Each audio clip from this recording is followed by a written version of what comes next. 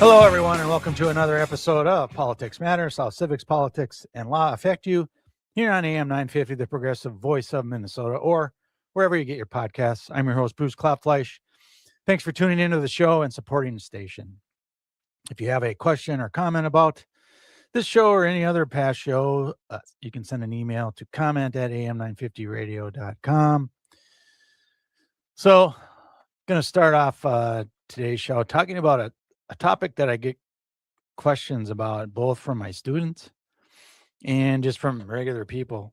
And that's about the Social Security Administration.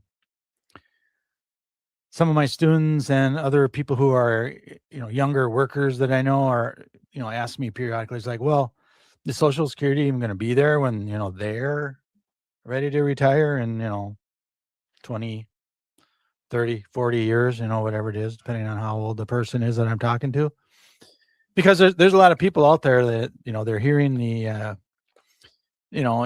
I call them in part these scare tactics that, Social Security is going to run out of money and, what's going to happen and all this sort of stuff. So thought what I would do with this first segment on today's show is just talk a little bit about some of the basic stuff about Social Security. So, if you're somebody who has these same questions, you can kind of, I'm hoping to give you some things you can think about and maybe ask some of the politicians that you talk to.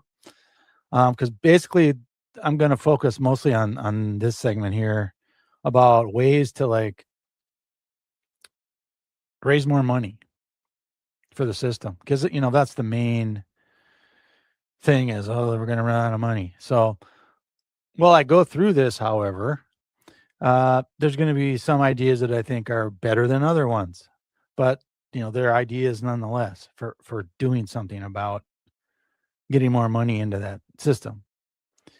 But one thing that I, again, stress that you should do is when you're out talking to politicians, particularly those on the federal level, because they're the ones that control the Social Security program, is ask them about this. What are you going to do about it? And also, by the way, I've said in prior shows too, Medicare. Because when you start hearing Republicans say things like, oh, the system's going to run out of money and, we got to reform, that's code word for, we as Republicans, we want to cut the Social Security program, basically. Because they've tried it before. When George W. Bush was in office, they were talking about privatizing and moving it in all of the stock market, and you can do what you want with it. And that failed tremendously. Never got anywhere. But still, this is what a lot of people are talking about. There's a lot of fear mongering going on. So, don't fall for all of that, because there's certainly things Congress can do. Now, one of the questions, of course, is whether Congress has the political will to do anything. That's certainly a question out there, particularly the current Congress. I doubt that they would do some of these reforms, but if, and hopefully, when the Democrats take over, at some point, they'll have the House, the Senate, and the presidency. Then, they'll need to do something about this. So how can we get more money into the system? Well, before I get into that, I got to give you a little bit of a background on how Social Security works. It's not that complicated. There are some things that are like, how do they figure how much you get, that kind of stuff. That's all based on a formula. So I'm not going to go into that stuff here, but a little history will help kind of show you what some of the things Congress can do to get more money into the system. So you probably know that Social Security was passed into law during the Great Depression by FDR and the Democrats. So the Democrats controlled the House, the Senate, and had the presidency back then. And they signed the law. FDR signed the law on August 14th, 1935. And the first collection of payroll taxes to help fund the system started in January of 1937. And then the first payment happened 3 years later in January of 1940. This is when the first money actually went out to people. So there is, you need to qualify in order to start getting paid. So it applies to people who have worked long enough to qualify for benefits. And that is somewhat based on, your work history and your age and that kind of thing. So I won't get into that, but you do have to qualify for it. Initially, when the law was first passed back in 1935, people did not start getting paid until they hit age 65. But there's been some changes in the law since then, where Congress has now changed it so that you can retire early, so to speak, at ages 62, 63, or 64, or older than 65 too, up to age 70. So you can wait until you're age 70 until you start getting Social Security benefits. But you can get them as early as 62. So people, one of the things people have to consider when they're looking at this is, okay, what age do I want to be when I retire? Because depending on what that age is will depend on what your benefit is. So that's based on your age, how long you worked, and then what you got paid, during that time. So some people choose to work a little bit longer if they're in a good paying job so that their benefit number goes up. People that aren't working or not working at a very high paying job, well, then they might retire a little bit early. So there is a formula that figures all that stuff out. There is something on the Social Security website where you can punch in some numbers and that kind of stuff, and they'll give you some numbers. You also get, as I'm getting closer to that age 65, I'm getting some letters from Social Security saying, hey, if you retire now, here's what your benefit's going to be. They've sort of already figured it out. They make some assumptions in there about my present salary and stuff, but so you can kind of figure out based on your work history and stuff. That formula is there on the Social Security website, and you can get a good idea. So right now, Social Security is funded by a payroll tax. So those of you who are working, right, it's like, part of your check goes to pay for Social Security. So you pay as a worker, you pay 6.2% of your income for that week. Or if you get, paid every 2 weeks, well, then you pay Social Security for every 2 weeks. Right. But they figure it each week, how much that's going to be. So you pay 6.2%, and so does your employer. They pay 6.2%. So right now it's matching. So when you add those two together, that's 12.4%. So you pay half of the money, the employer pays your half, or pays half too. So you combine those, that's 12.4%. And by the way, you also have to pay 1.45% for a Medicare tax. That also comes out of your paycheck. That's part of FICA. And your employer also pays 1.45% too.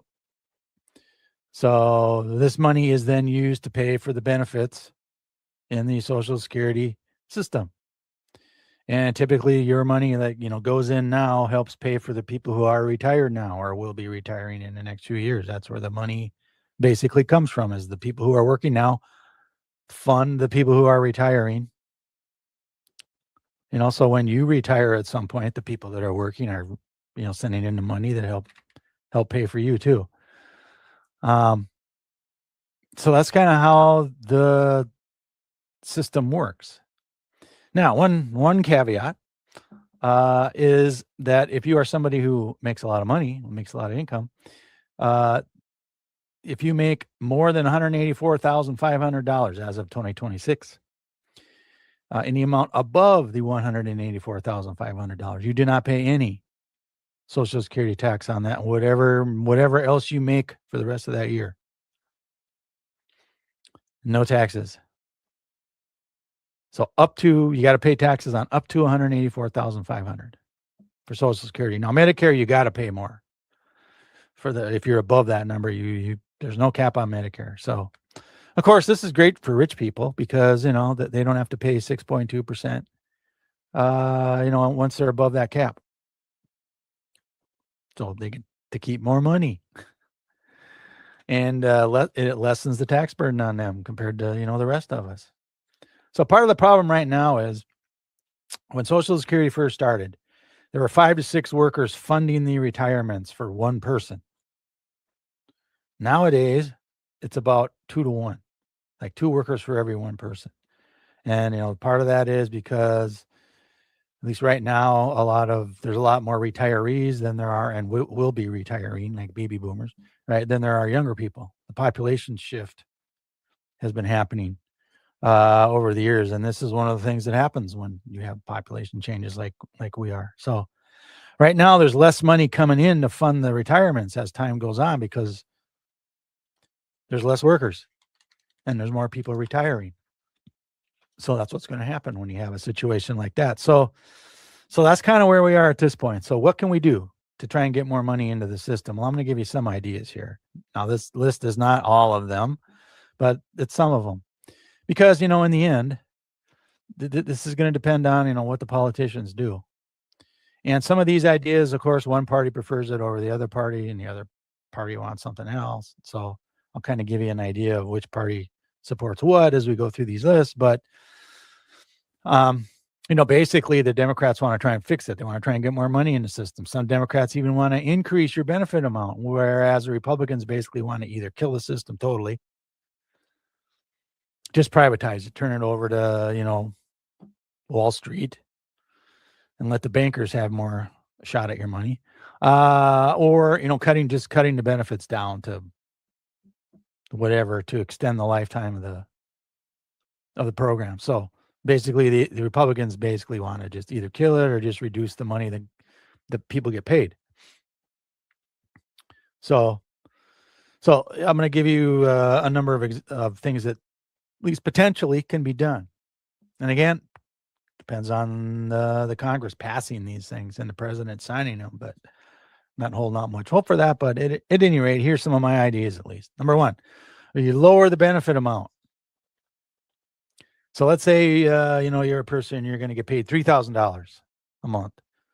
Well, you can lower that to say, well, you're going to get paid $2,000 a month instead. So if every worker, loses X amount of dollars, because the benefit is lowered, that goes back into the pot, and that can help extend the program longer. So again, not the greatest of ideas, especially if you're a poor person. That means you're going to get less money. But nonetheless, again, this is just a way to keep the system in place and going longer. So obviously you can lower the benefit amount. Second, now this is one or a lot of, particularly in my students, they're like, wow, I hadn't thought about that. The second here, though, is you can get more immigrants into the United States as workers. Now, I know, ICE is throwing all these people out right now, but here's one of the problems with doing so, is that immigrants that work pay into the Social Security system, even though a lot of them don't get the benefit of it because they're not here till they retire. But they pay into the Social Security system while they are working in the United States. And many of these immigrants are younger people who won't need benefits for a while if they stay long enough. So, deporting all these immigrants actually is hurting the Social Security system itself, which is, again, I think part of the Republican play here. They're not going to tell you that's why they're doing it, but this is part of what's going on here. They want to gut the system. So throwing all these immigrants who pay into the Social Security system is a way to do it. Now, immigrants can get benefits, assuming that they qualify, with numbers wise, but here's the big but here. They also have to have a valid green card or a valid work visa to get the benefits if they're not a citizen by then. So if they don't go through the citizenship, process and become a citizen, or if they don't have a valid green card or a valid work visa, they don't get Social Security benefits, even if they paid in for a long time. So you can get more money into the system by having more immigrants working and paying into the system. Third one here is getting rid of that cap limit that's right now at $184,500. Just get rid of it. Or if you don't want to get rid of it totally, we'll raise it up to, $1 million or something. Right? So you can get rid of that cap limit Make it for all wage income, regardless of the amount. Because remember, that's what you're paying on. This is on your wages, through your work. That's how this system is funded. And I'll talk about that, some issues with that here in just a second here. But remember, that's at least the current system. So rich people, I've talked about this in earlier shows, they limit their wage income so that they don't have to pay that much in Social Security tax. Jeff Bezos, I think when I looked last time, at least he was paying himself $80,000 a year in salary. That's it. So I think it's enough to qualify for earned child tax credit or something like that. So, but this is the way rich people, limit their wage income. So, getting rid of that cap will, at least the current estimates, when I looked at this, if we got rid of that cap, the current estimate is we would get roughly $3.2 trillion more over a 10-year period of time. So that would add more time to the system. So just doing that could eliminate roughly 58 to 60% of the projected shortfall. So you hear a lot of Democrats talking about get rid of the cap, right? Republicans, of course, they don't want to do it. They're not in favor of it because, they work for the rich people. Rich people don't want to get rid of that cap. So number 4 is let's change the way that we tax for the Social Security. So right now, again, it's just on your wages. Why don't we start taxing people's interest income, dividend income, they get through stocks, and even a wealth tax? Now, as I've mentioned on previous shows, you don't have to tax the poor people here. You can do targeted taxing to hit more of the rich people. To start taxing their income, their interest income, and their dividend income. That's one way they make a lot of their money because it's already taxed at a lower rate. So say for anybody over $500,000 or whatever number you want to come up with, we're going to start taxing that too and putting that towards the Social Security program. So, of course, the rich people are going to howl over this, right? Republicans would howl over this. Like, oh, you can't do that. How dare you try and get more money from the rich people? Oh, the horror. But again, it's an idea. It's something that Congress could try and do. 5th one would be to increase the payroll tax itself. Just, it's at 6.2% and 6.2%. Well, raise it for the worker. Now, again, I'm not saying that's a great idea, but you get more money in the system if you do it, right? You could also raise the amount on the employer. Now, again, you don't have to make that number equal like it is now. Right now, it's 6.2% for both employer and the employee. You can make it where it's 6.2%, for example, for the employee, but make the employer start paying 10 or 12.5% or whatever. You can increase it on the employer. So, increasing that payroll tax is something that you could do. Next one is you could just have a one-time tax of rich people, for their wealth. Just say, okay, millionaires, let's just go with them. You could do a one-time tax of, 3, 4, 5%, whatever it is on their wealth, not their income, because remember that they screw around with that number, but tax their wealth. And then whatever that money is that you collect, you throw all of that into the Social Security program to extend it a longer period of time. So even just a one-time tax, you could come up with a lot of money, or you can do it more than once if you want to. But that's just another way that you could try and get more money into the system so that you can extend the program longer. Next idea is you can have the U.S. government pay back the roughly $2.5 trillion it has borrowed from the Social Security Trust Fund. That would extend the program. Now, it might might mess up the government's budgets and all that sort of stuff, but they have borrowed from the Social Security program over the years to the tune of $2.5 trillion roughly. So, if the government itself paid it back, that would extend the program longer. Then the last one here, and this is one where you hear quite a lot of people talking about this, and currently this is what the Republican Party and Trump is talking about: raising the retirement age. So right now, to get full benefits, you got to be 67, not 65, like a lot of people think. You got to be 67.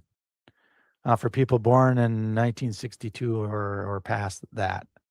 So for the people that are older than that, yeah, it's 65. But for a lot of the people coming up now, it's 67. So, and the earliest you can retire is 62. Well, you can raise the retirement age to 70. And that's a number that's been bandied about here lately. People are living longer, people are working longer, although I would push back on that one. They're working longer because they have to, because they're poor. But you could raise the retirement age so that you're not paying money out as soon to people. So there would be more money in the system to pay it out later. So those are some of the ideas, at least, for trying to extend the program or get more money into the Social Security program. And again, there's other ones too, but these are just some of the basic ones that I'm throwing out there. But again, all of this comes with political problems. Congress would need to pass new laws, and that's not going to be easy. The best chance of doing that is if you give the Democrats the trifecta, where they have the House, the Senate, and the presidency. Although the Supreme Court could still try and monkey wrench it somehow. But this is an issue where when you poll Democrats and Republicans, they both want Social Security fixed. They both want, and at least the last time that I looked at some of the polling, they actually both want more benefits than they're getting now by taxing the rich. So here again, ask your federal politicians, what's their view on this stuff. So and not just Social Security, we talk about Medicare, because Republicans are going after that too. So, not only does this affect Democrats, but this also affects you Republicans as well. Do you want to lose your benefits or not get them at all? So, starting to put some pressure on the politicians will help. All right, we'll take our break here. When we come back, I'm going to talk some more about income inequality and some of those issues. As this is also another one that people talk about quite a bit. So we'll talk about that here on the other side of the break on Politics Matters Show.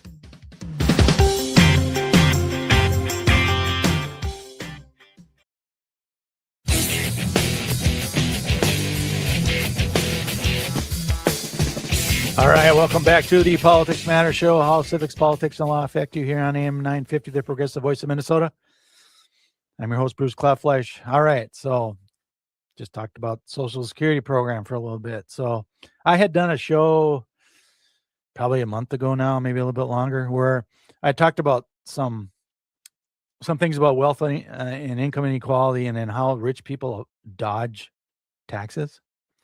And I got some response from some listeners about that. So I'm going to be talking more about that here in this segment, and maybe even the next one, depending on how long this takes. But I thought about this because I had some friends over recently, and the issue of rising costs of housing in the city that I live in came up. And the average price of a house right now in Minnesota is roughly $356,000. And that number, of course, keeps going up. It's higher in some areas in the metro area where, it's not unheard of that the average cost is over $400,000. But of course, it's less out in rural Minnesota where, I think the last number that I saw there was like around 200,000, 250,000. You can find houses out in rural Minnesota. But still, I mean, that's a lot of money, and that number keeps going up and up and up. So, and you're seeing, at least in the metro area here, you're seeing all kinds of new rental homes, like they're building single family rental homes. They're building all kinds of apartments. They're building all kinds of townhomes that you can buy or rent in this area as well. And it's getting to the point for, buying a home, many people can't afford it anymore because, a lot of this new stuff that's being built is not for poor people or low income people. It's for the rich people, or the people who can afford to pay the high price. And if you're somebody who rents because you cannot buy a house, rent is not going down either. Rent is shooting up just as much as house prices are. So, part of what's going on here is there's a lot of private equity firms buying houses or apartments or building them, and they're jacking up the prices. So they make money on it for their investors. You're seeing more and more of that going on around the country. So we were, my friends and I were talking, and when it got around to me, I was talking about, well, this is an issue with housing for sure, but it's not just housing. The prices are going up and all this stuff. I mean, this is part of wealth inequality in this country, getting worse and worse and worse. Where, if you look at housing, of course, the rich people keep buying homes for themselves. A lot of them have multiple homes, or they buy them as investments, resulting in higher prices because, the demand for housing is not going down, right?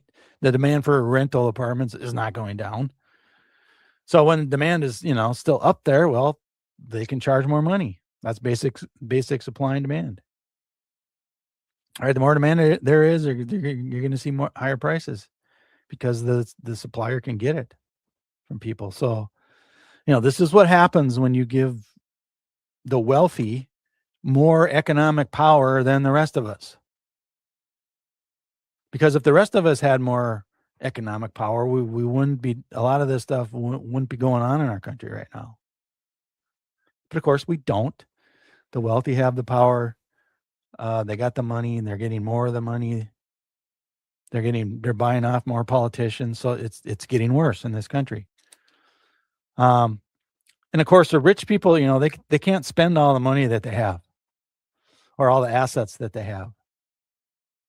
Like a lot of people in our economy, like, you get your paychecks, you go home, you pay your bills, and, you got hopefully you got a little bit of money left over, and you go spend it on whatever it is you're spending on, or hopefully you have a little bit to save. Well, the rich, the money that they use, I mean, they, one rich person and one regular person spend, similar on basic stuff, but the rich people, of course, they spend their money on a lot of different other things than we do. So, they got to use all that extra money that they don't spend on whatever it is they spend money on, and they got to do something else with it to keep increasing their wealth, keep increasing their assets. So they buy a bunch of stuff like houses or gold or jewelry or artwork or, whatever it is, which drives up the prices. It's also not a coincidence that, the stock market's high right now. Land prices are up, gold prices are up, grocery prices are up. Because in these areas, the rich are putting money into those areas and increasing their assets. So this is what's going on in our economy and in our system.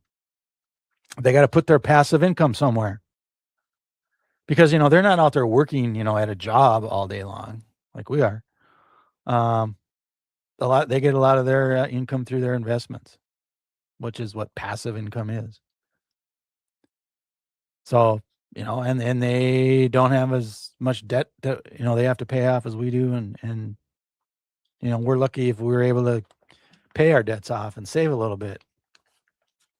So the people right now who have the wealth and the power in our system, the rich people, of course, they are going to continue to take power and money from the less powerful of the people, which is us.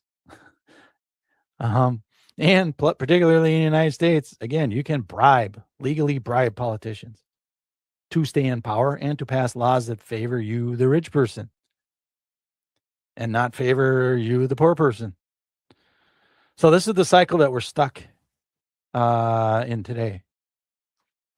So, it wasn't always this way. In the 40s, 50s, and 60s, this is the time where our economy boomed. We started having the middle class. They started to get more, more money at this time. You basically, you only needed one person in the household to work. You could afford a house. You could buy a car. You went on vacation. You might even had a second house. Right. And remember, at this particular time, the rich people were taxed at around 90%. But of course, the rich people started complaining about that as time went on. So then when you start looking as to what happened in the late 70s, and you can kind of see this was going to be happening under Ronnie Reagan. But in the 1980s and moving forward, all that changed, where now the top tax rate is only 37%. So we have effectively, through law changes, rule changes, getting rid of regulations, right? We've basically given all that money that we the middle class had gotten in the 40s, 50s, and 60s. Now it's all back with the rich people again. And they're going to continue to try and get more of it from us. Right? And income inequality and wealth inequality is accelerating. It's not slowing down, it's getting worse. We're losing money, the size of the pie, right? The middle class, we're losing the money. The government's losing money. But the rich people aren't. They're getting more. Right? They're raking it in right now. So, and they're benefiting from a bunch of tax laws that favor them, which I'll get to here in just a minute. But just to give you a sense of how much the rich people have, taken from us, since 1975, nearly $80 trillion has been redistributed from the middle class to the wealthy in the United States. I think it was a Rand Corporation that did this study. $80 trillion. Imagine what we, the middle class, or even the poor people too, like the rest, 99% of us, or the bottom half, or whatever, however you want to term that. Imagine what we could do as a country if we would have been able to keep that $80 trillion. And it didn't get turned over or redistributed to the rich people in this country. Things would be a lot different than they are today. So how are the rich people doing this? Well, let's focus on some of the tax advantages that they have. This is one of the big reasons that they have the advantages. They get the politicians to pass these laws that benefit them, all these loopholes, and they don't have to pay as much in taxes. It's pretty simple. But you'll hear the rich people, oh, I pay millions of dollars in taxes. Well, yeah, but you're not paying proportionally what the rest of us are as a percentage of your income. That's the part they're not telling you. Plus, a lot of them, they're getting refunds. And some of them, if they have a business, they're getting credits for future taxes because of all the loopholes that they get. So, of course, one of the ways is that they avoid taking big salaries, so they don't have to pay as much in income taxes. Right? They don't need a high-paying job to stay rich, so they don't. They don't have one. They purposely limit their income there because they pay less in taxes. Another way is they buy assets like stocks, arts, cars, land, houses, those sorts of things, because they don't pay any tax on these assets until they sell them. So the asset wealth that they get from those once they buy it, that appreciates over time. In other words, it gets more and more it's worth more and more as time goes on. They don't have to pay any tax on that increase until they sell the item. By the way, a lot of the rich people don't sell the item. Then it passes to their, it gets inherited by the next generation, and the next generation doesn't pay a tax on it, on that increase. Yeah. So, and a lot of these assets that they buy, they pay a smaller capital gains tax, which is either, depending on how much they show for their taxable income, is either 0%, 15%, or 20%, depending on the taxpayer. So let's assume you're at the 20%. I mean, that's a lot less than the 37% if you were in the highest income tax bracket for paying your income taxes. So another thing about capital gains, if you're in, let's say you're in the stock market, right? And one year your stocks just tanked. I mean, you had losses in a lot of it. You get to write those off against your taxes as a capital gains loss. And then you subtract that from your capital gains net, to limit your capital gains tax. Or in some cases, if you're at the end of the year at a net, you get a negative number there, it's a deduction. See how the rich people love the tax system? So another way that they avoid paying higher taxes is to claim their earnings as investment income. So if you're able to do that, then you pay at the lower capital gains amount. So these guys basically are like fund managers in private equity firms or venture capital and hedge funds, right? People that work in those types of businesses. They're all compensated in part with a share of their fund's profits, which is typically 20% these days. And this is called carried interest. So carried interest constitutes a vast majority of the income for these types of people. The loophole here is that carried interest is taxed at the lower capital gains tax of 20% instead of the 37% if treated as income. So here again, they get to pay a lesser tax.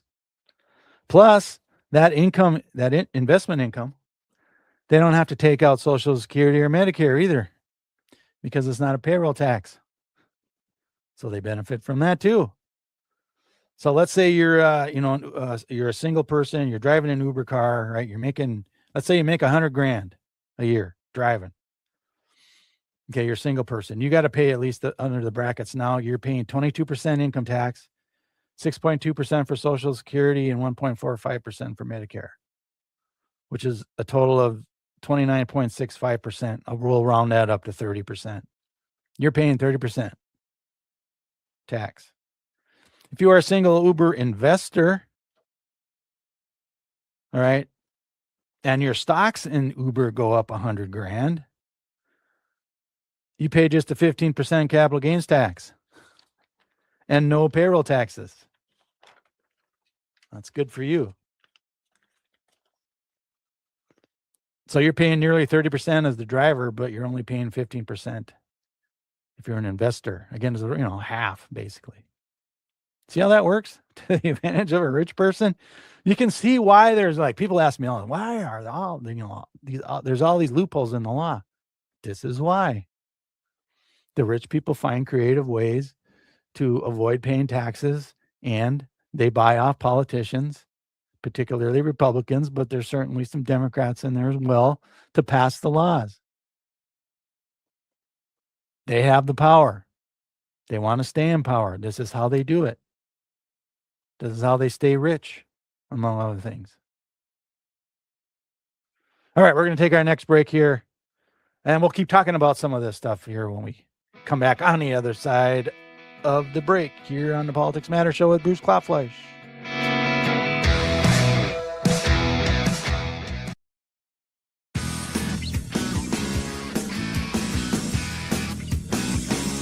All right, welcome back to the third and final segment of this week's Politics Matter Show.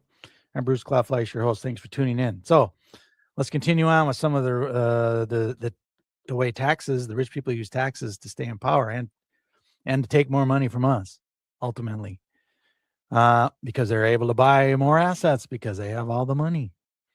So here's another one that they use under the tax code where, I mentioned earlier how they can buy all these assets, right? Well, one thing they can do when they buy all these assets is they use them as collateral, and they get loans for their value from a bank with, fairly cheap interest on it that they got to pay back, but they get loans. So they get this cash, whatever number you want to put in there. That's how they live. That's the money they live off of, and reinvest or buy more assets with it, as long as they can pay back the loan, right? But this is what they do. They use the stuff that they have as collateral for a bank loan, and they take that money and live off it. And you might be asking, well, why are they doing that? Well, because they pay the money back tax-free. The money that they get from the banks to live off of is tax-free money. So, yeah, even though you probably got to pay some interest on your loans, you don't have to pay any tax on all that money that you got from the bank, right? Because it's a loan. This is how they're able to finance their lifestyles without needing a big, income salary, right? This is what they're doing. Plus, with these, if you are buying these assets and they're treated as capital gains, you don't pay taxes on it until the asset is sold. You can't do that. You and I can't do that with our wages, but they do it when they buy all these assets, all their investments. So they can control the timing of when they either buy or sell these assets and at what price, so that they can, fudge around with their tax numbers. All the while they're getting, compounding, interest and growth over time without paying taxes on that. And again, if you do not sell during your lifetime and it goes to your beneficiaries, all that additional appreciation does not get taxed. When it goes to your people who inherit, they start over at that high number, whatever the fair market value is at the time that you die. That's the number they start out with. So all that growth was tax-free.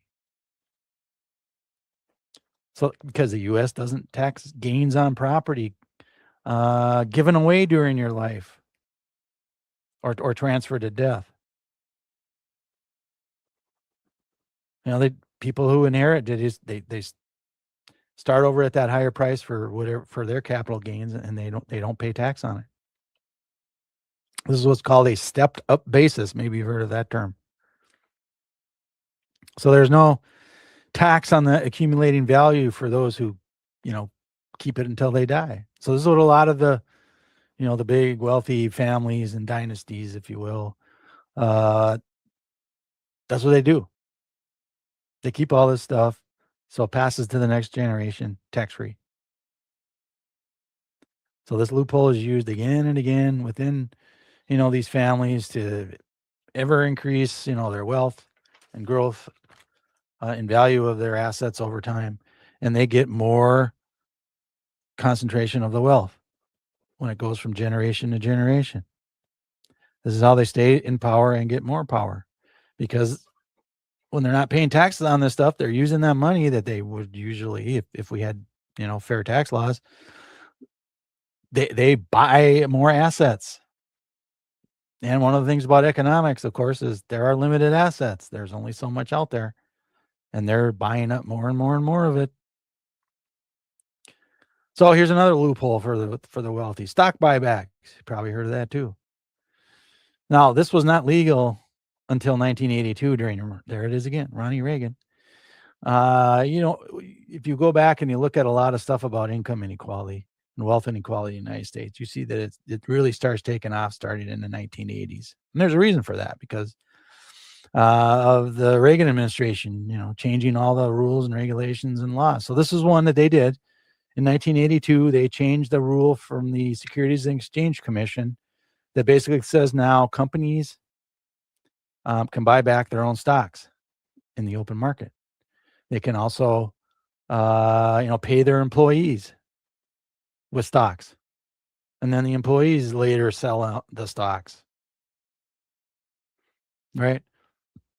And in doing so, where you're allowing companies to buy back their own stocks on the open market, that drives up the price of the stocks, which is good for the rich people, and there's less stocks out there.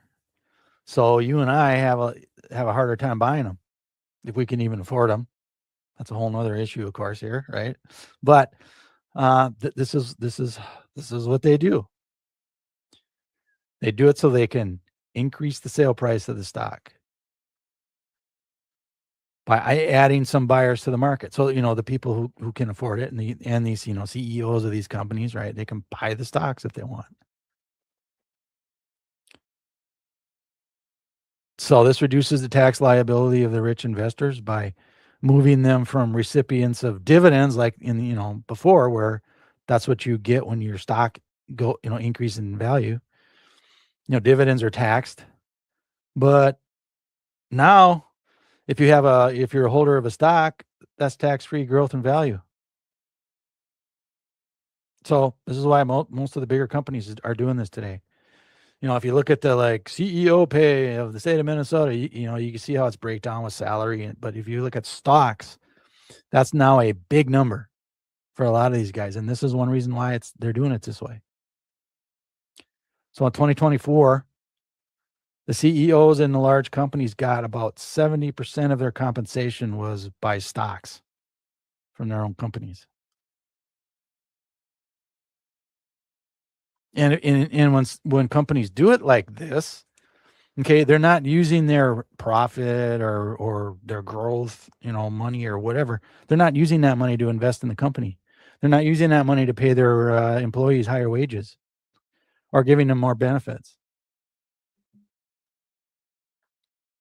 Right. And then when you inherit, if you hold your stuff long enough, the people who get the inheritance, they don't pay any types of distributions, because most of these people, right, they put their assets in trusts, and then there's loopholes with inheritance taxes, and the inheritance taxes are so high.